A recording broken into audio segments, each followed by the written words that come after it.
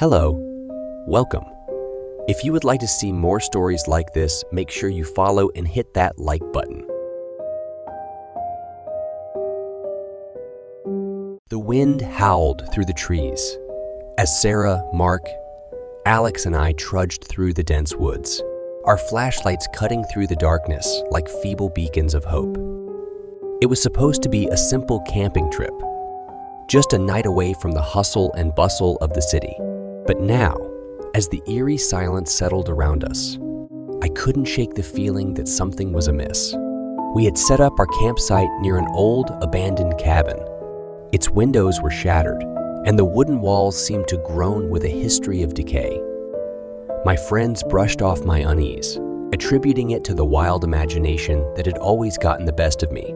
As the fire crackled and the warmth enveloped us, our laughter echoed in the stillness.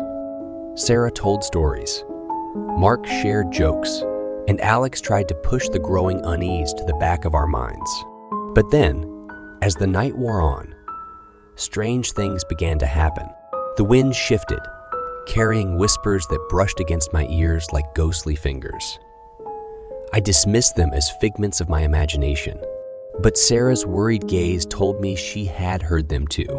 The fire's glow began to flicker and dance wildly, casting eerie shadows that seemed to come alive and dance between the trees. "We should have never come here," Mark mumbled, his voice tinged with uncertainty. Alex tried to lighten the mood with a joke, but his forced laughter betrayed his own fear.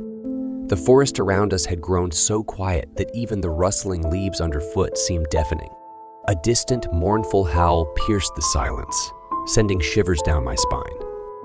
Just a wolf, I told myself, though the unease settled in the pit of my stomach like a heavy stone. As the night wore on, the cabin's silhouette seemed to warp and shift, its windows now glowing with an eerie blue light. "What is that?" Sarah's voice trembled as she pointed toward the cabin. The blue light pulsed, casting an otherworldly glow around us. Heart pounding, I exchanged worried glances with my friends, none of us daring to move closer. With each pulse of the light, the air grew colder, and I felt a strange sensation, like being watched by 100 unseen eyes.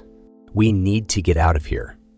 Mark's voice quivered, his bravado replaced by a stark terror that mirrored my own. But as we turned to leave, the forest seemed to shift around us, the path that had led us here disappearing into an impenetrable thicket. Panic clawed at my chest as I realized we were trapped, surrounded by an otherworldly darkness that seemed to feed on our fear. The whispers grew louder, an unintelligible chorus of voices that filled the air, drowning out all rational thought. "Stay together," I urged, my voice barely audible over the cacophony of whispers. We huddled together, our flashlights casting feeble beams of light that barely pierced the suffocating darkness. And then, the shadows began to move, twisting and contorting. They formed grotesque shapes that seemed to writhe with a life of their own. I blinked, hoping it was a trick of the mind, but the shadows continued to dance and convulse, merging and separating in an eerie ballet. "This isn't real," I whispered, more to myself than anyone else. But the terror in Sarah, Mark, and Alex's eyes told me they saw it too. And then, from the cabin, emerged a figure, tall and gaunt. Its features were obscured by the shifting shadows that clung to its form. Its steps were slow and deliberate, each one sending shockwaves through the ground beneath us. As it drew closer, I could feel its gaze boring into me, a sensation that chilled me to my core. I wanted to scream, to run, but my body felt frozen in place, as if held captive by an unseen force. The figure's outstretched hand reached toward me, the shadows coalescing around its fingers like tendrils of darkness. My mind screamed for me to move, to fight, but my body remained paralyzed. And then, with a jolt, the shadows dispersed, the figure retreating back toward the cabin. The blue light dimmed, and the whispers faded into the night. The forest seemed to release its hold on us, the path now visible, leading us away from that accursed place. We stumbled out of the woods, gasping for breath and drenched in sweat. The first light of dawn painted the sky as Sarah, Mark, Alex, and I emerged from the tree line, our minds struggling to comprehend the horrors we had witnessed.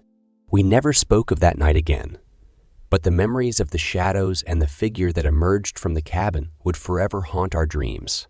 A reminder that some things are better left undisturbed in the darkness.